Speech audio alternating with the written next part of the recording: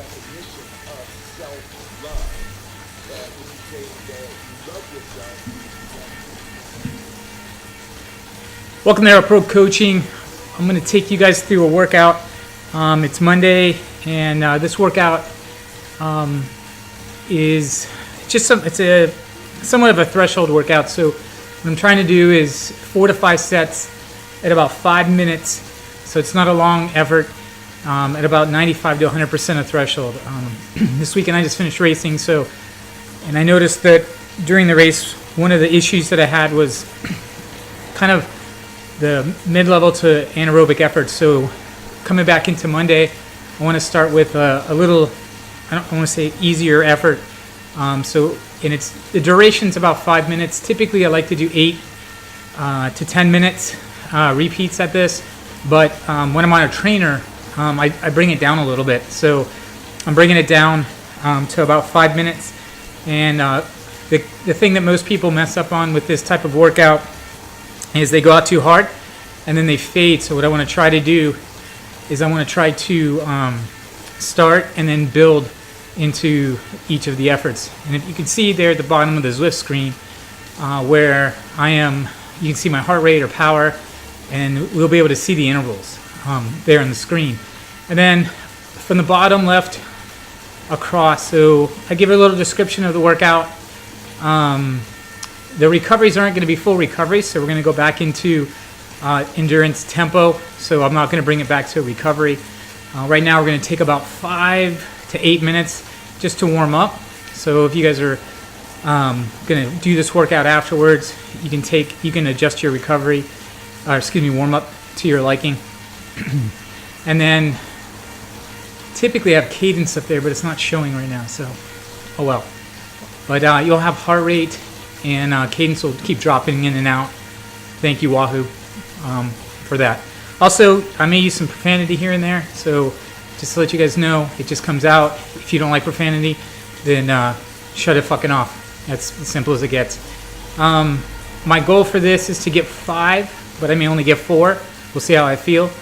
And that's the one thing a tip I'll give you. Just because the workout says 5, then it doesn't mean you need to do 5. You want to accomplish, 4, and then if you drop, I would say 10 to 15% below, especially these short efforts, and like threshold, I should be able to easily hold these. I'm too fatigued and I need to take some recovery. Those who are using not using power, but they only use watts per kilogram. The threshold efforts, the 5-minute efforts, are 4.5 to 5.5 watts per kilogram, with 3 to 3.5 on the recovery, 3.6 to 4.4 watts per kilogram for the Bs, the Cs 3 to 3.5, and then the Ds 2 to 2.9. If you are below 2 by a lot, like 1.5, then you need to this isn't a workout for you, for one. And 2, you need to build up your threshold, pushing up from the bottom through aerobic before you start to introduce this workout. So we're going to try to do 4. I'm about 5:30 into my warm-up, and then I'm going to hit 5. I'm going to try 4 times 5, and if I feel good, the 5th one, I'm going to blow it out as hard as I can. Well, not as hard as I can, but pretty hard. Let's see. You'll see the workout to the very far right. You can see a visual of it. It's 4 times 5 minutes. So when I'm done on the ZWIFT screen, it should look similar to that. So my recoveries are going to be anywhere from 5 to 8 minutes. So I may take a little bit longer on the recoveries depending on how I feel. And we'll see if I can choose some good tunes while I do this workout for you. Again, this will be saved, and so you can pull this up anytime you want to do it. We're going to start to do some. This is the first one, so this is like a trial, and then we are going to add some of our athletes. So I'm going to take them through workouts, and we'll post those up as well for people to add something to their arsenal. And then I'll add to that. I'm in my studio, and right now it's probably about 75, 77 degrees, and no AC. So I may get a little sweaty here in a minute. don't stop for anything. Don't stop for anything. Never break your discipline. faithful to yourself and your vision. When it gets painful, push harder. Push through the pain. You gotta have the discipline to do 11 when your opponent stops at 10. The discipline to keep going when it hurts. Because life doesn't give you what you want. It gives you what you deserve. And if you haven't worked for it, if you haven't sacrificed for it, if you haven't given your all, then you don't deserve it. And you won't get it. All right, when I hit 8 minutes, I'm going to do my first 5-minute Show effort. your character. Remain disciplined. Stay strong. Me, say try me. Say, is that all you got? Give me more. Keep plugging away when there seems to be no hope of victory. When you don't see the results, hang in there.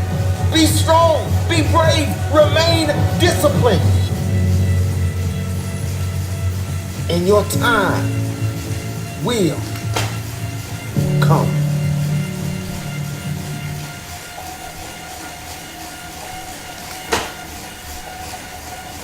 I was weighing like 297 pounds, and I had to make a change in my life.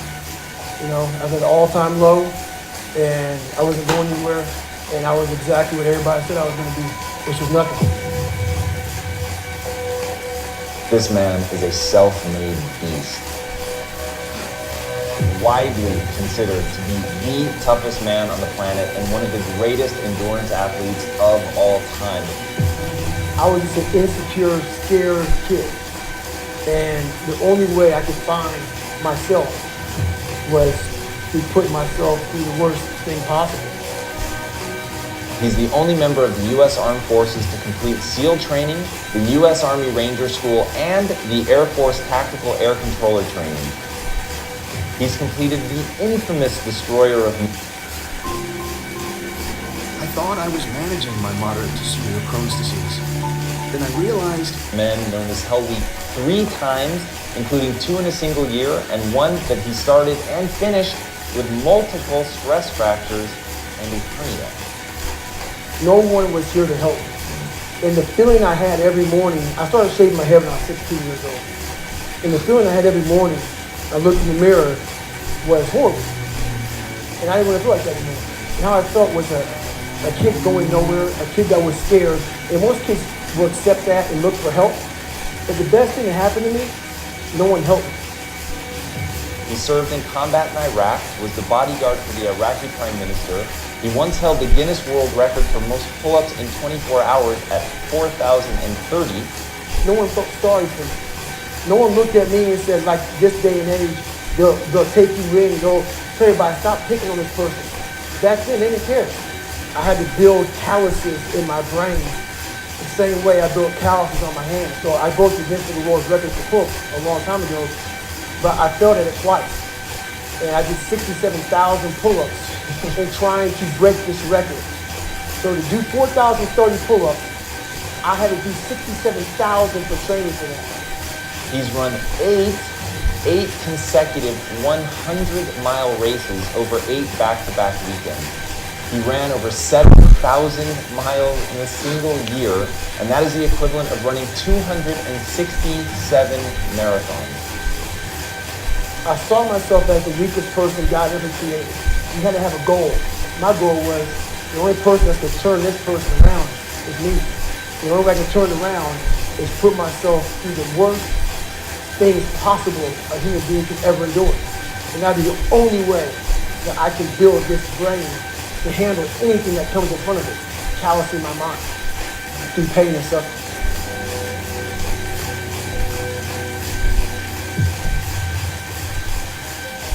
The only way you're ever going to get to the other side of this journey is you have got to suffer to grow. To grow, you must suffer. I'm afraid of my shadow. How can I overcome that?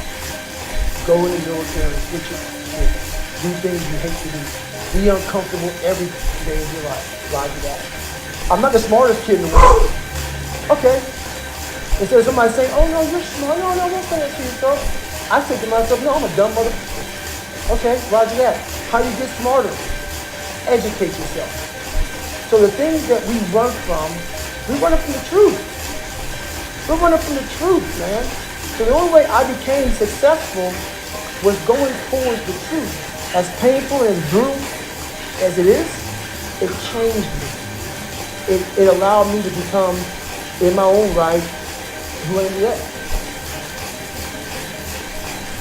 If you can, for the rest of your life, live inside of yourself, stop listening to people who are calling you fat, gay, transsexual, everything that is makes no sense. All these insecure people putting insecurities on you, you gotta flush it out. You gotta just be whoever the hell God or whatever the hell you believe in. If you believe in nothing but yourself, I don't care what it is. You gotta take everything and throw it away. You have to believe in one thing, and that is yourself.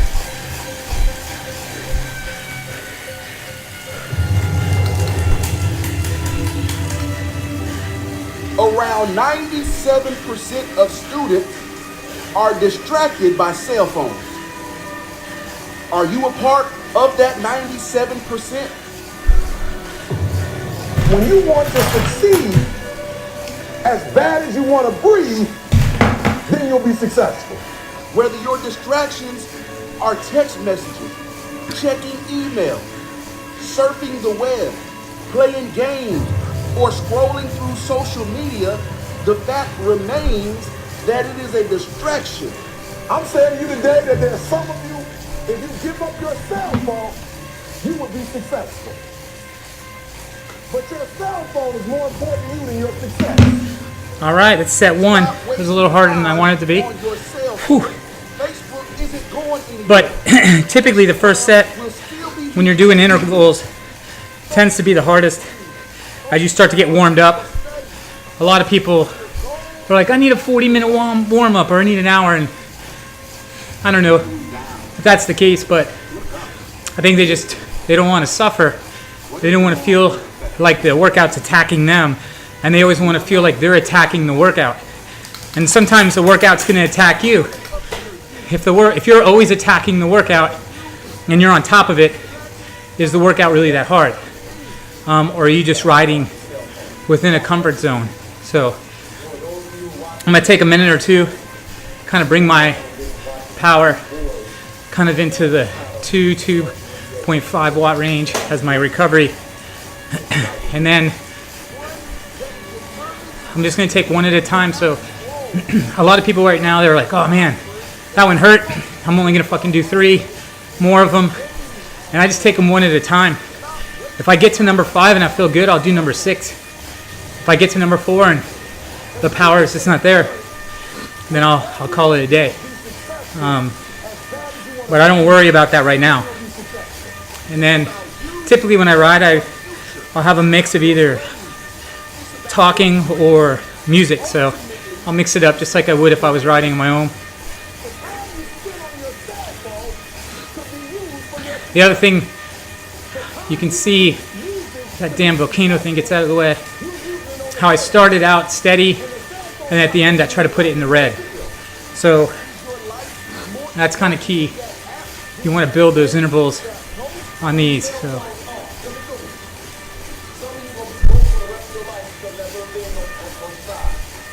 keep in mind on this, we want to keep it at a tempo to endurance. So I'm kind of failing at that right now, but that's where we want it to be. So for me, probably around 2.5 watts a kilo. No matter whose fault it is that something is broken, it's your responsibility to fix it. For example, it's not somebody's fault if their father was an abusive alcoholic. Damn sure their responsibility to figure out how they're going to deal with those traumas and try to make a life out of it. It's not your fault if your partner cheated when you were in your marriage, but it is for just sure your responsibility to figure out how to take that pain and how to overcome that and build a happy life for yourself. Fault and responsibility do not go together. Stop. but they don't. When something is somebody's fault, we want them to suffer. We want them punished. We want them to pay. We want it to be their responsibility to fix it. But that's not how it works, especially when it's your heart. Your heart. Your life, your happiness is your responsibility and your responsibility alone. As long as we're pointing the finger and stuck in whose fault something is, we're jammed and trapped into victim mode. When you're in victim mode, you are stuck in suffering. The road to power is in taking responsibility. Your heart, your life, your happiness is your responsibility and your responsibility alone.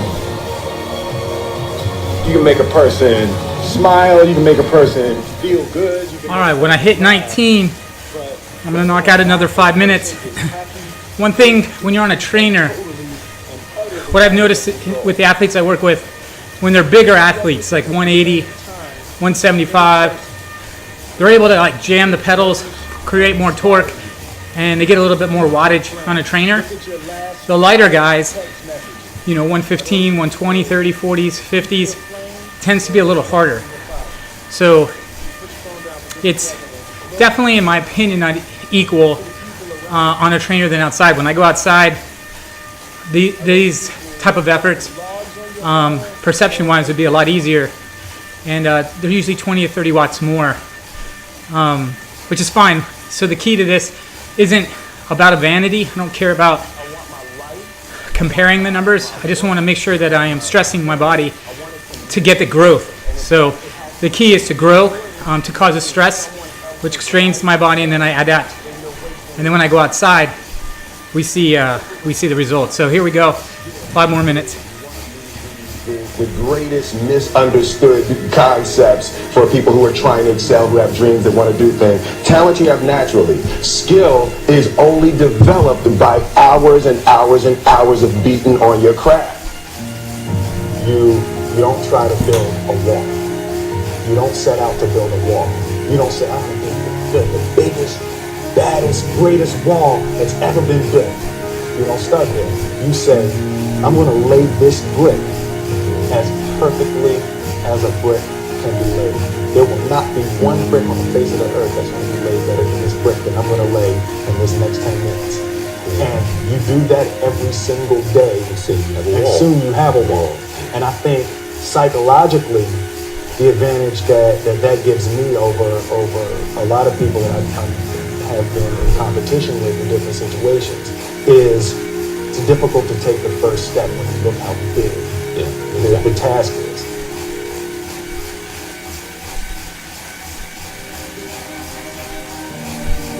The definition of who I am is very clear to me, and it also redefines who I want to be.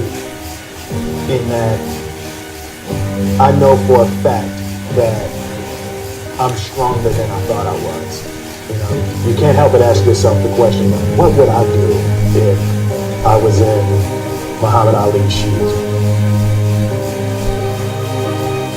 I'm motivated by fear. I hate being scared to do something. And I think what developed in my early days was the attitude that I started attacking things that I was scared of. Why were you scared in your bed the night before? What do you need that fear for? Just don't go. Why are you scared in your bed 16 hours before you jump? Why are you scared in the car? Why could you not enjoy breakfast? Fear of what? You're nowhere even near the airplane. Everything up to the stepping out, there's actually no reason to be scared. It only just ruins your day. You don't have to jump. And then in that moment, all of a sudden, where you should be terrified is the most blissful experience of your life. And God placed the best things in life on the other side of terror.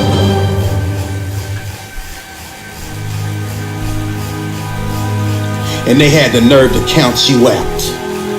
That's because they didn't understand that your motivation would never let you stay down for the count. It's times like these that we separate the real from the fake. And when it's like you can take a punch and bounce right back because you understand and know exactly what's at stake. It's times like these that we separate the real from the fake. And when it's like you can take a punch, bounce right back because you understand and know exactly what's at stake. It's money time, baby. And this is for all of the marbles. It's put up or shut up. Survive in advance, win or go home. And that's why you spend all those hours grinding. That's why you spend all those hours pushing yourself to the limit. You spend all those hours running. That's why you spend all those hours sacrificing. You spend all those hours sweating because you know there will be no time for regretting, fretting, or letting yourself or your teammates down. See, you are bound and determined to enter into the realm of greatness that's reserved for you and only you. And so if the day ever comes that you're tired enough to quit, then I need you to act like a car with 4 flats and retire. I don't think you heard me. I said if the day ever comes that you are tired enough to quit, then I need you to act like a car with 4 flats and retire. Next level success is reserved for those that are willing to not start counting the reps until it starts hurting. Not start counting the shots made until their arms are dead tired.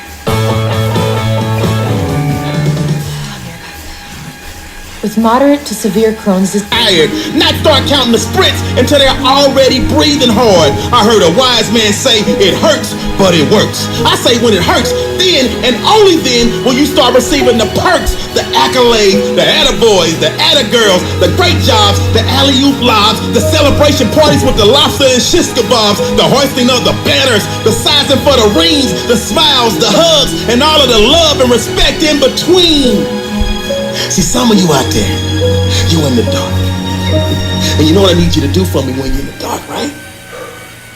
Turn the lights on when I'm talking to you, because I don't think you heard me. I said next level success is reserved for those that are willing to not start counting the reps until it starts hurting. Not start counting the shots made until their arms are dead tired.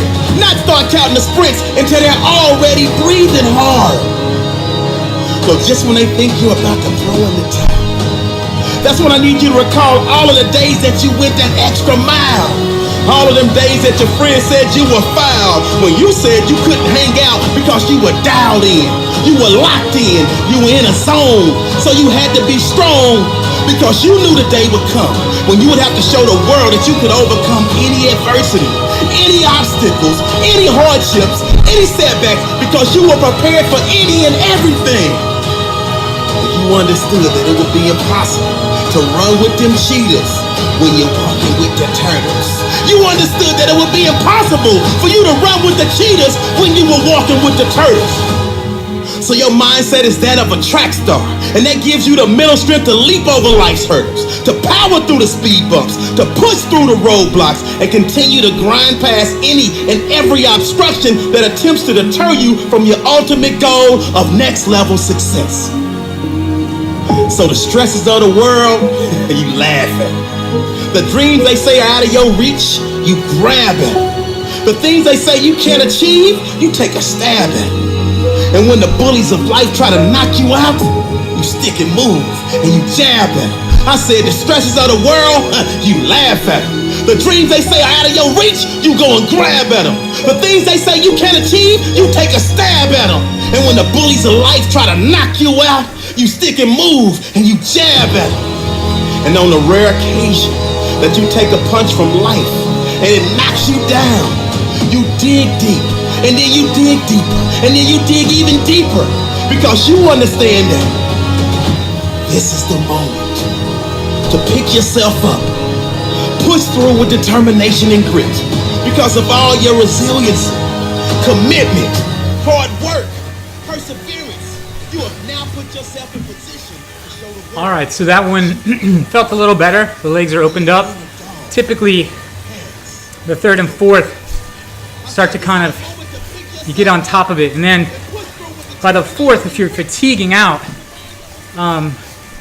meaning, you know, if I'm holding 270, 80 watts and I drop about 10% of that, which is about 25, 28 watts, 30 watts, where I can't hold it then I may want to call it a day. So if you drop about 10% on this particular workout, there's other workouts where you're just gonna go hard and go home. But on something like this, because it is threshold, and by not being able to hold it continuously, you're just fatiguing. You're just adding on fatigue without any benefit, because you're not even able to get into that system that you're trying to attack. So at least this, for us early in the season, so I'm in Florida, we just raced this weekend. Most of you have a couple more months, 3 months, before you start to even hit any intensity. So, and that's why I'm only doing these, because we've been doing a lot of base miles, and I'm only doing 5 minutes. Typically, when I do a threshold workout, the minimum is 8 minutes, and they can go on for long sets of 40, 50, 60 minutes. But for this particular one, just 5. Plus I'm on a trainer, and sitting on a trainer, pumping out 20-minute threshold efforts, never fun. Plus no one wants to see that. So this one's good. It's a good one to work into that, piece it together. You know, maybe get 5, 6, 7 sets. If you can get 6 in, like 5 on, 5 off, do an hour. I typically try to not be on the trainer for more than 75 minutes for the majority of the workouts, Monday through Friday. But we'll have athletes. I had an athlete, Bruno, who I'm going to do a workout with him, and we'll live stream it, save it. There'll be a workout with Bruno. But he did 100 miles on ZWIFT. I'm not sure. I think the biggest benefit of that, well, I mean, it definitely stresses your aerobic system, but mentally, like, if you're in a hard race and you're at that sticking point where you're like, can I hold on? Can I hold on?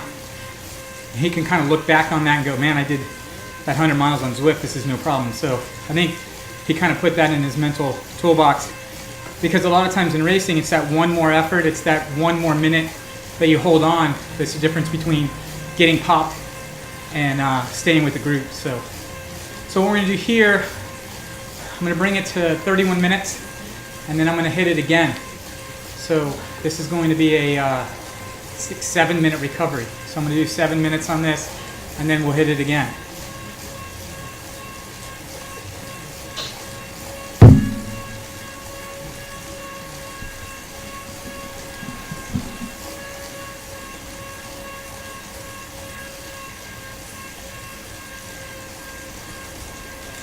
I'm not the best at anything. I'm not gifted.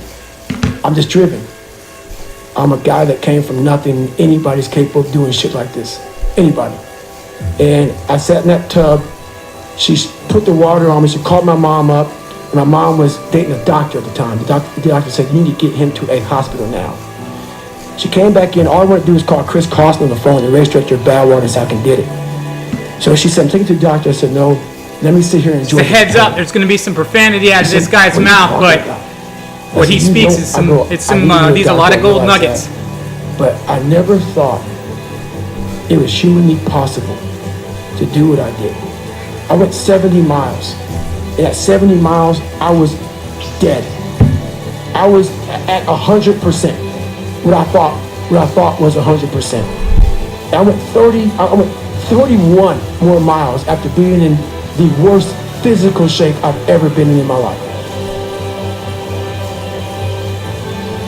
And I sat in that tub and the waters hit me. It was the most amazing feeling of accomplishment.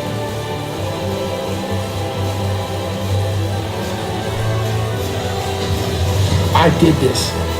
And as crazy as it sounds, it was the most amazing moment of my entire life. To come from this kid who was mentally torturing himself and was tortured, is off to this guy now, who was able to overcome such amazing odds and obstacles. And I called Chris Costner, the race director of Badwater, and he said, the idea of a 24-hour race is to run 24 hours. You only ran 19. And he put doubt in my mind that he would let me to Badwater.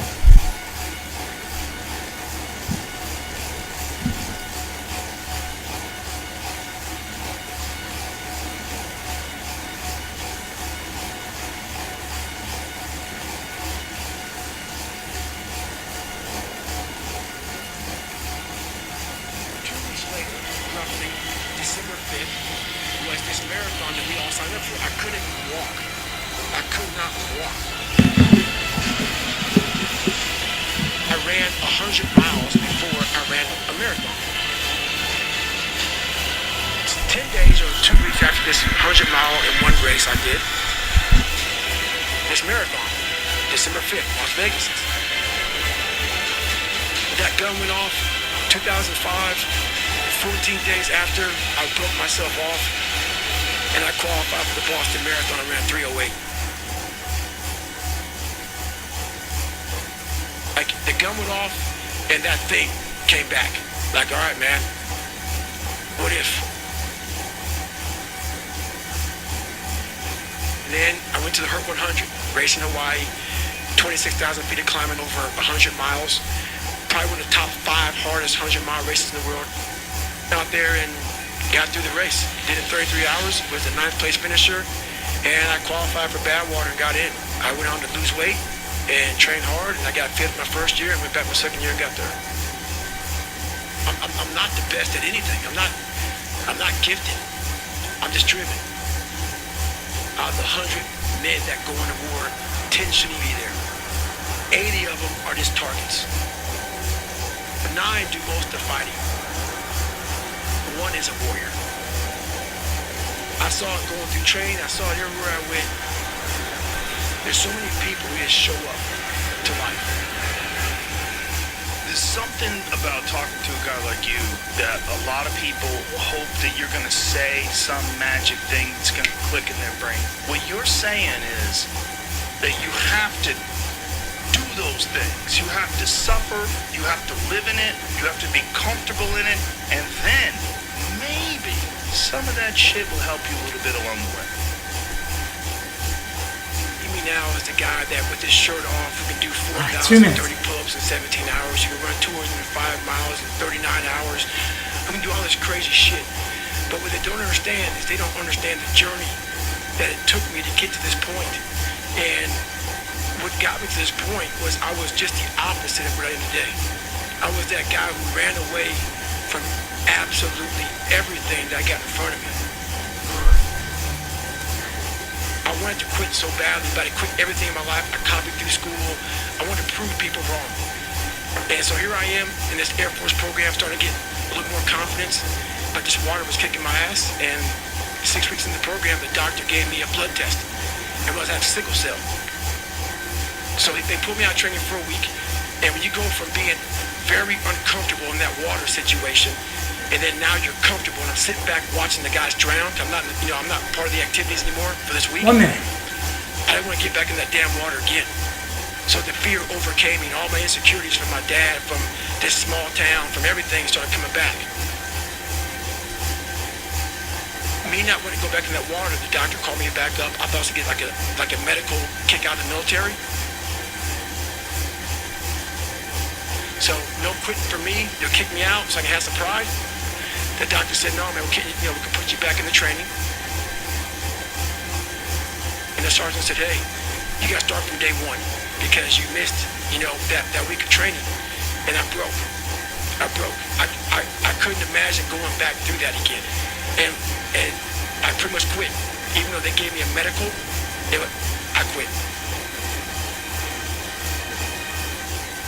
So from the age of 19 to the age of 22, I went to the job called TAC-P, where you control fast movers behind enemy lines. Cool job, but there's no water. I was afraid of the water, so I avoided it. And I gained 125 pounds in that time frame. I went from 175 to almost 300. The good thing about ZWIFT. 297 was my heaviest. Hey, to the bathroom. And I started Quick finding bathroom things break. Be that right was back. comfortable.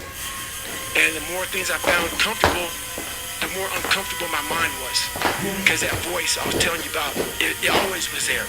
I was just trying to avoid that conscience. I wanted to be left alone from that conscience, and it wouldn't leave me alone. So I got out of the Air Force, and I started working for a job called Ecolab, where you spray for cockroaches at 24. And spraying at different Steak and Shakes, Red Lobster, whatever, from 11 o'clock at night to 7 o'clock in the morning. And when it changed, I came home and watched this Discovery Channel show, Class 224. I came home from Steak and Shake. I sprayed it down last, get a big old large 42-ounce shake, walk across the street and get a box of mini donuts from 7-Eleven, and I would drive home for 45 minutes. This big old fat guy. I was watching these guys going through Hell Week, class 224, and these guys ringing the bell, quitting, dropping their helmet down, rolling out. A lot of guys just leaving. And it made me reflect on my fears, my insecurities. And I saw real men, I thought were real men who were staying, who were overcoming adversity, who were overcoming all these different things that I had blamed so many fucking people. All right. My dad, 3 down. my mom for not being there. So 1 more to go. See how that goes, and Everybody was playing. maybe do My a 5th. disability, my skin color, you know, me being everything. And so I sat there for a while, and I was like, I got it. No one's gonna fucking come to help me. No one's gonna fucking come to help me. It's fucking me against me, period. And so I had to man up.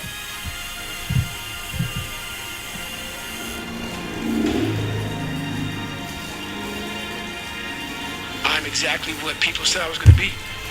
But a lot of us have these fears that you just don't want to fucking face. I have a lot of them. I had a lot of them. A lot of people And ask I about forgot nutrition. the person in front of you today. One thing I'll give a tip, or not tip, but something I did today. So I got up this morning. I had a little bit of breakfast, maybe, I don't know, 200-300 calories, 400 calories. And then the only thing I've had since breakfast time, which is around 7:30, was some fruit. I had some berries, and that's it. I haven't eaten anything but that, so I'm fasted a little bit. I drink this amino acid drink that I'm drinking right now, and that's it. Just to see kind of how things are going nutritional wise. As we get more efficient and as endurance athletes, our body needs less calories. That's why sometimes you'll see guys who are really good endurance athletes, they hold a little bit of weight because their body's so efficient and they're used to it burning more calories, and you burn less. So good tip for triathletes is your body gets more efficient, you burn less calories. If you burn less calories for the same effort, you don't have to consume as much. So I did a race this weekend. It was pretty hard. 65 miles with the Pro 1-2, Cap 1-2 guys. And I think I took in maybe 300-400 calories. Probably not enough. Bonked a little bit near the end. So I'll up that intake for the next race. But it's the first race of the season, so I'm sure some of it was fatigue as well. We all want to read about how we can quickly get somewhere. That's why the 6-minute ab is so powerful. You may get some results from it, but they're not permanent. The permanent result comes from you. I say it all Lost the my time. tunes. You have Trying to bring them back. Suffer. You have to make that a tattoo on your brain, so when that hard time comes again, you don't forget it. I'm trying to find more of myself. And the only way I can find more is to silence the world out as much as I can, because it's getting busier every day. It's getting faster. I put my phone away and I go dark. I go dark a lot, and it's because I have to find out. I'm on a journey of life, and we all have a different journey. I like to take this 4-lane highway, the easy highway. We all love that 4-lane highway. We always step over the shovel. That shovel, I made my own path.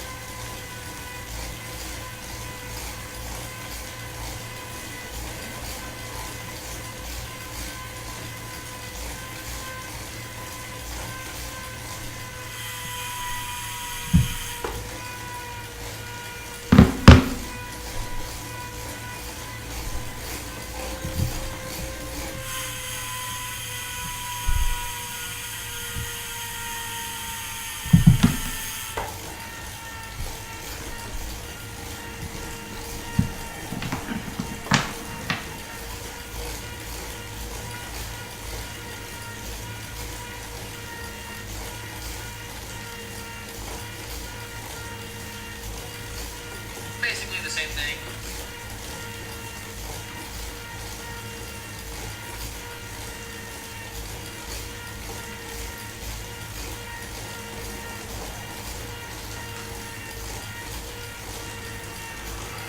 This match, Smith. Started a Shopify store in 30 days and 137,000.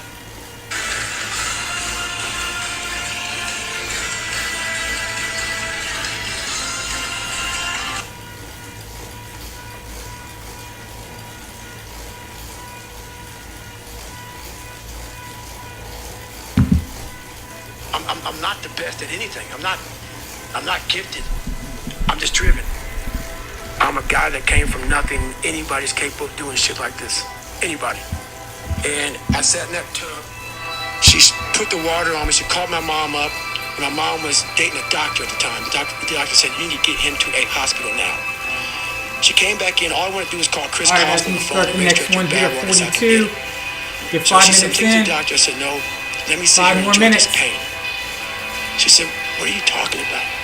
I said, you know, I need to go to the doctor. I realized that. But I never thought it was humanly possible to do what I did. I went 70 miles. And at 70 miles, I was dead. I was at 100%. What I thought was 100%. I went 31 more miles after being in the worst physical shape I've ever been in my life. And I sat in that tub and the waters hit me. And it was the most amazing feeling of accomplishment.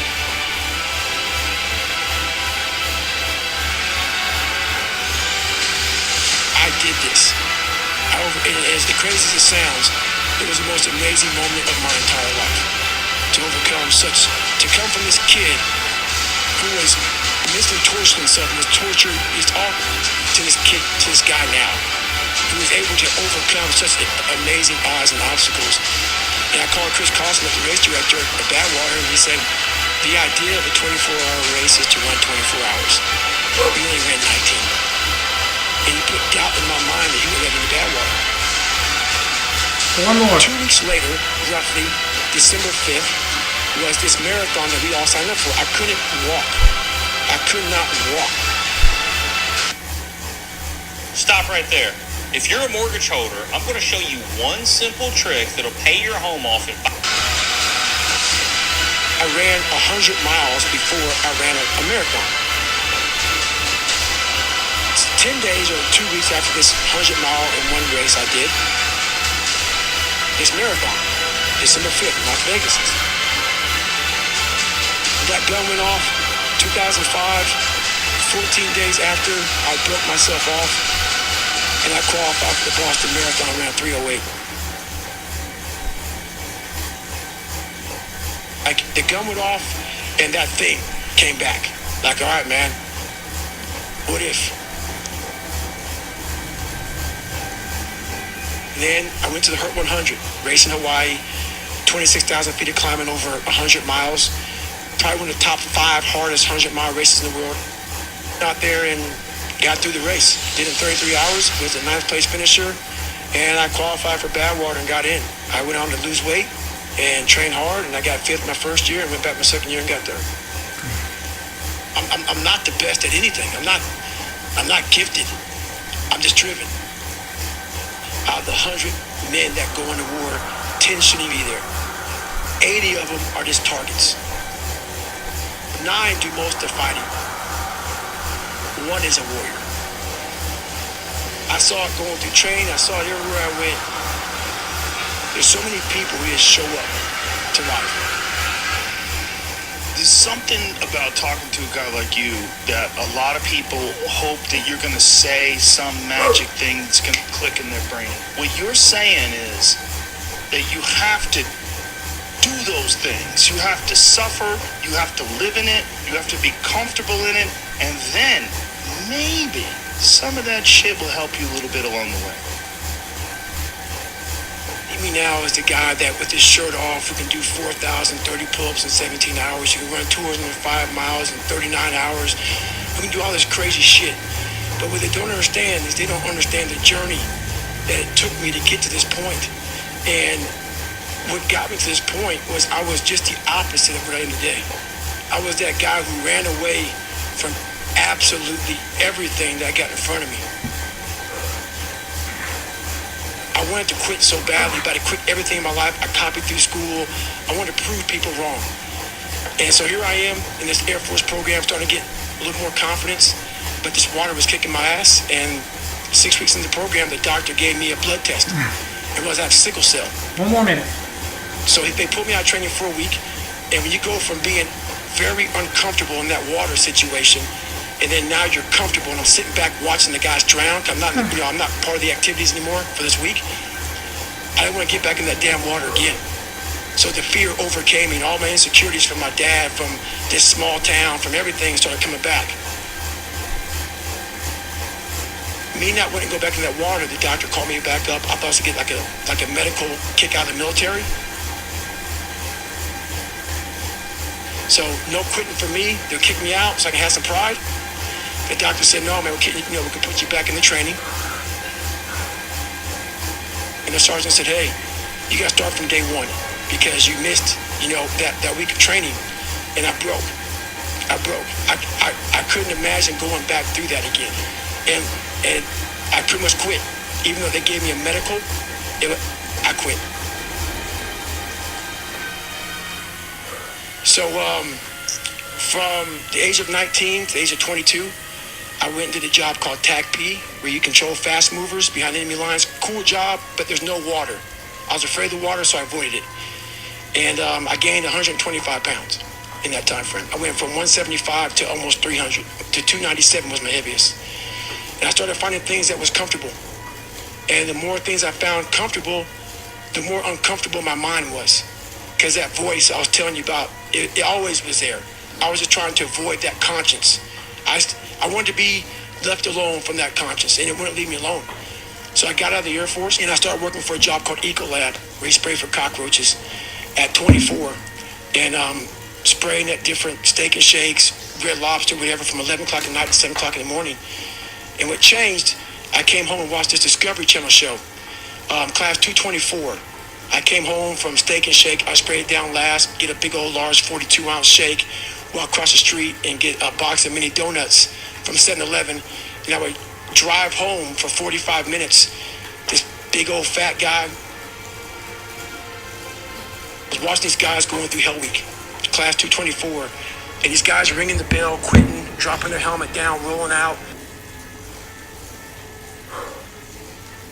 All right, some of you guys might be done with 4 of those efforts. Okay, I'm going to ring out one more. But I think I'm going to split it up a little bit. I'm going to do 2:30, take a 30-second break, and then 2:30. Nah, fuck it. I'm just going to go all the way through it and do 5 more minutes. Fuck that. So I'm going to do 5 more minutes. 5 times 5. Fucking grunt this one out. That one hurt pretty bad. Starting to fatigue. Starting to feel this weekend. That's one thing with endurance sports, like the fatigue builds up, it creeps up on you, it's stacking. That's why training stress score, TSS, CTL kind of matter, because it gives us a sense of how much stress we're putting on the body, the load on each workout, versus like in a strength training where you're just measuring sets and reps, how much weight you're lifting. Where endurance sports, we're doing 5,000-6,000 revolutions per minute. So it's a little bit tougher, and that's why training stress score, time and intensity. If you're looking at the bottom right where it says endurance tempo 4 to 5, that's the workout. At the very top right, you'll see it says fitness, fatigue, and form. This is from an athlete that I just started last week, but I grabbed his Training Peaks and threw this workout in there. He's not doing it, but eventually he will. We'll sneak this one up on him. He's probably going to watch this and go, fuck, this is not for me. And I just lost a client, but whatever. The fitness is that build up over time, that chronic training load, that average of training stress. So when I'm done with this workout, you can see there it says 58 minutes, 60 TSS, training stress score. That's the amount of stress or load I put in my body today based on time and intensity. That's going to vary from athlete to athlete. And so we're tracking that through chronic training load, CTL. And that's the building up of fitness. As fitness builds, then your aerobic engine's getting stronger. And then fatigue. That is what I'm doing, that acute fatigue. What am I doing to the last, instant, like right now, acutely? How much stress am I putting on my body in a short period of time? And then that training stress balance is form. When that form is negative, that means you're putting a lot of stress on the body in that period of time, in that acute training load. So the last 6, 7, 5 days, And you'll start to see it getting more negative as you stack up more training stress. So as that gets more negative, you got to be careful because the fatigue is kind of sitting there. And then if you get too fatigued, that's when you can't bust out these efforts. Like I should easily be able to get this fifth one. I don't want to say easily, but I should be able to get this fifth one in. This is feeling, for me, perceived effort like max aerobic. And max aerobic is just over threshold. So it's that point where it's just over threshold, but I'm extending these out to 5 minutes, so it feels like I would be outside doing a max aerobic effort. So again, numbers say one thing, but the perceived effort could say another, and you're on a trainer. Trainer power versus outside power. You have to kind of be cognizant and aware of that outside, this may feel easier. Inside, your body's heating up, fatigue stacking up. However, how you produce power inside versus outside. I suck at producing power inside. I'm an all-arounder, so that's my phenotype.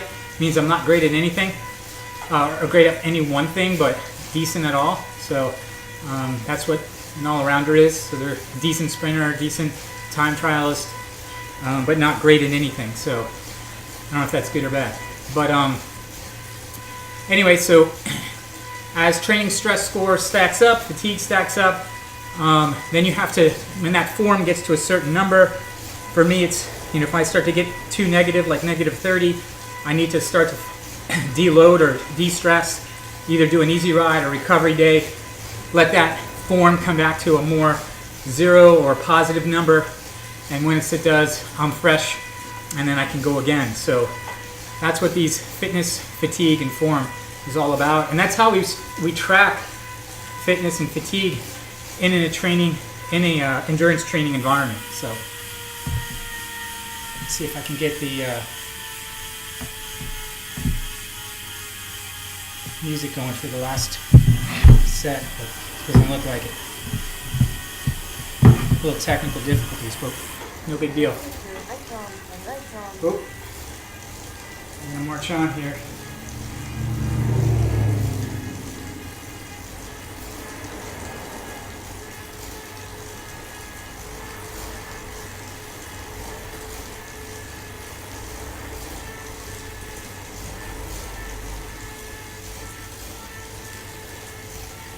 Rooms to Go has changed the way to shop for outdoor furniture.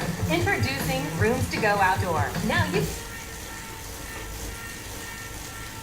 Putting the mat, and at 24 years old, knowing when I'm 50 fucking years old, I can reflect on this and think about what guy I never became, or I can totally just sack it up and fail and fail and fail until I succeed.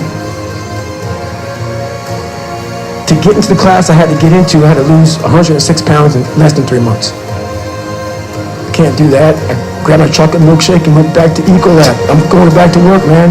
This is my life. Next morning, or this next night, I went to work and I don't like cockroaches too much. I hit the mother load of cockroaches. And this restaurant got full of cockroaches and rodents and everything else. And I sat there and said, this is my life. This is it. Last set. I quit my job, left my canister in that restaurant, my spray canister, got back in my Ecolab truck, and I went home. And I started working out like somebody. I became the most obsessed person on the planet Earth. And I said, this ain't gonna be it for me. We all want to read about how we can quickly get somewhere. That's why the 6-minute ab is so powerful. You may get some results from it, but they're not. So when that hard time comes again, you don't forget it. I'm trying to find more of myself. And the only way I can find more is to silence the world out as much as I can, because it's getting busier every day. It's getting faster. I put my phone away and I go dark. I go dark a lot, and it's because I have to find out. I'm on a journey of life, and we all have a different journey. I like to take this 4-lane highway, the easy highway. We all love that 4-lane highway. We always step over the shovel. That shovel, I made my own path. But going through this path of life, this journey over here that you make yourself, that's incredibly difficult, and we're afraid. it's easier to accept the fact that I'm just not good enough. You have to go into those dark chambers that we often shut off, and you got to open them up. There's not some easy, lit up, street light path with nice smooth roads. That's right. Fail, and you're gonna be in your head, you're gonna be saying, I'm not good enough. And it's how you get through that. It's how you get through that on a daily basis when that thing is saying, man, I'm 43, I've done so much. You start to become civilized. The refrigerator gets full. You start making money, and you start, I'm not getting cold anymore, I'm retired. At 40, people shouldn't be playing basketball or football. Or at 43, I'm still putting 100-mile weeks, still doing thousands of pull-ups, thousands of push-ups, because I'm not allowing myself to become civilized. The worst thing that can happen to a man is become civilized. You want to be uncommon amongst uncommon people, period. You start putting yourself in situations that suck, you'll find yourself. I'm big on being with yourself. I want to be forever proud of who I was as a man and change who I used to be. The liar, the insecure guy, the guy, whatever. I want to be proud. But if I die now, if I die at 8, if I die at 90, 100, I want to look at myself and say, proud of myself. I believe in patience. I'm a patient dude. I can watch a piece of grass grow for 20 years because I know that it's just how you get somewhere in life. By being that monk-like mentality, being able to watch something grow very calmly, patiently. 2 minutes. 2 minutes. Well, I can't go any faster. We do that to our brain. We put a governor on our brain. Second, we feel pain, discomfort, suffering, all those words that we hate to say because we're in this happy, peaceful world we live in now. We stop. We slow down. And if you can get through these different barriers and gain 5%, 2%, 3%, that 40% becomes 60. At 60% becomes 70, 80, and 90. And then you'll hopefully one day near 100. That dreamer mentality just would always fuel me. It would just fuel me, man, what if I can be a SEAL, man? Now I run 205 miles. What if I can go? What if I can go? And what if, how would that feel? You have to go into those dark chambers that we often shut off, and you got to open them up. Where is the best place to get leads online for your business? Is it YouTube, Facebook, Twitter, or Instagram? Well, if you... I was, like I said, 297. I was about 32% body fat. And my idea was to run 4 miles for my first run. I ran a quarter mile and walked home. I walked home, sat on my couch and cried. I sat down and I gave up. You start out on the first day, and then do you start running again the second day? Yeah, the second day, we're right back after it again. But I started realizing I can't run that far. Right. So what I did was I became damn near a professional cyclist with the miles I put on the bike. I go to the gym, and I developed this crazy workout where I was doing volume, like 200-300 reps. And I spent hours in the pool. Hours in the pool. I had to live in the water. The bike got easier. I was able to run more. I went from like 1 mile. 1 mile was a great accomplishment. 2 miles, and then from 2 to 3 was a big one. Then I went from 3 to 6. I failed. I go back to scratch. But I started realizing this is part of the process. This is part of the journey. I'm just not good enough. I'm gonna make myself good enough. When we have bad times in life, even the hardest person in the world, we forget how badass we are during that hard time.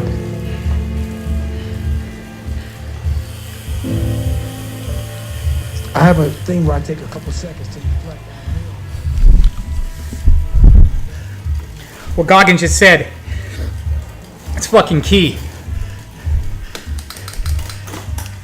Pretty appropriate coming off a race week. I had a bunch of athletes race, and some of them didn't get on the podium. And you know what?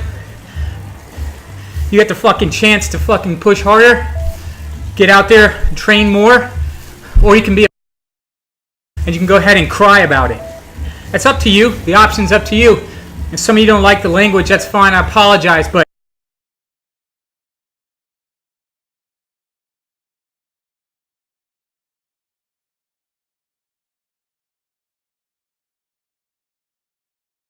I'm gonna make this simple though. When you race and you lose, you got an opportunity. You have an opportunity right there to get better. You have an opportunity to dig deep down inside. And you have an opportunity to push yourself to the next level. Or you can just cry about it and say, man, I should have won. I don't understand why I'm not winning. I'm doing the workouts. I'm doing the work. But at the end of the day, we don't get life doesn't give us what we want. It gives us what we deserve. It gives us what we need. And so some of you out there, we're not gifted. You see the guy who's gifted and he wins a lot of races, and genetically he has, maybe a little bit more potential. But simple fact is, if you work harder, if you dig, if you go to places where you never thought you could do, like today I could have cut it at 4. I could have said, fuck it, I'm only doing 4 because I raced this weekend. But then I was like, you know what, I'm doing 5. Because I took one at a time. I didn't go to the 5th one after I did the first one. I didn't go to that. I went one at a time. And I just stayed within myself, and then I did all 5. So that's not a pat on my back at all. Because I'm nowhere near where I need to be. But I know that it's a process that takes time.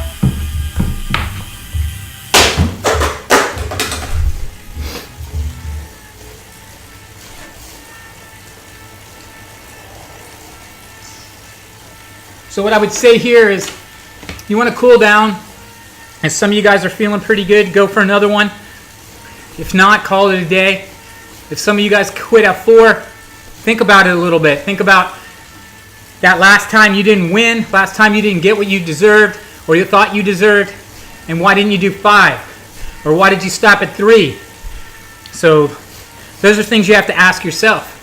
I know that sometimes I don't give all I can, and then it makes me feel bad, so I come back the next day and work harder. So that's up to you. Because that thing with cycling, like I coach a bunch of athletes, but I can't watch them every day. It's not like everyone probably watched the football game last night, and Bill Belichick's a big micromanager, really good, awesome coach, but he's on top of everything. He walks into a field, he can look into a player, he look into their eyes, and he can tell if that player is giving it all or just going through the motions. But endurance sports, you have to call yourself out. You have to call yourself out if you're not pushing it. You have to call yourself out if you quit after 3 and don't go to 4. Or if you have a 5th in you and you only did 4. Because at the end of the day, no one's there. Even me as a coach, I'll look at programs, but it's really on the athlete for them to push that extra effort, put that extra watt in, put that extra 5 minutes in, run that extra faster pace. So we're going to be doing some of these workouts, and we'll be putting it in a library. You guys can use them. For now, we're giving them out. The key isn't really, a lot of people are like, oh, look at this workout. He gave us this workout 4 times 5. The key is, when do you use it? And that's what good coaches teach. When do they use a workout? That's what some of these programs, they're just putting together workouts for workouts. One day you're doing high intensity. Next day you're doing sprints. Next day you're doing big gear work. Next day you're doing tempo. Like, what's the rhyme or reason? Why are they putting it together? What is the function? What is the function of the program? What are we attacking? What systems are they working on? Or are they just putting random workouts together for your enjoyment? I'll give a quick story before I sign off, and it's simple. My wife, she got a Peloton bike. Great tool for people to get into shape. It definitely isn't the same as cycling, I can tell you that. I guarantee you take one of the best spin instructors in the country and you put them against a pro cyclist, that's going to end really quickly. But it is a good tool to use for fitness. It is a great tool for fitness, and Peloton does a great job. Their trainers do a great job. They keep people motivated. They get people healthy, fit, which is awesome. That's commendable. But what she asked me, and she's like, they have all these workouts, but how do I know I'm doing the right ones? Or why am I doing these workouts? And all she does is get on there, boom, picks it, and they're doing a high intensity workout, or they're doing a builder, or they're doing a fake climb, or whatever. But she doesn't understand if that's going to get her to what she wants to do, what her end goal. And that's where a coach brain comes in. We look at the overarching, how do all the pieces of the puzzle fit together? Why are you doing the workouts when you're doing them? How much should we push you? Are you pushing enough? If there's 20 people in a room doing the same workout, you think all 20 of them are at the same fitness level? The answer is no, they're not. And that's kind of where coaching comes in, not workouts. Workouts are easy. That's why I give all my workouts out. I'll give them out all day. But how to use them, when to use them, how to apply them, how to make sure they're good workouts. It's the other thing is everyone wants to try to have their workouts be perfect. Like they go out there, man, I didn't do it right the first time. My cadence isn't matching my power, or I couldn't hold the power numbers to this, or my heart rate was off out of sync. And this is practice here. Not only are you Tom Brady didn't learn how to throw a football like he does without practice. He's practiced it over and over again. He practiced the perfect pass, to put a touch on it, to learn the playbook. That's what you're doing. You're learning the playbook. Each workout's your playbook. You got to get out there and practice it. When you practice your playbook, they get better. The plays get better. That means when the plays are better, they have more value to your body. The more value to the body, the greater you get. That's why a Cat 1 racer will get more out of this workout than a Cat 5 racer. All right, guys, that's all I have. I'm going to sign off, grab some recovery, and we'll throw up some more of these. Hope you guys enjoyed it. If you have any questions, hit us up on Instagram, Facebook. And as always, up your watts.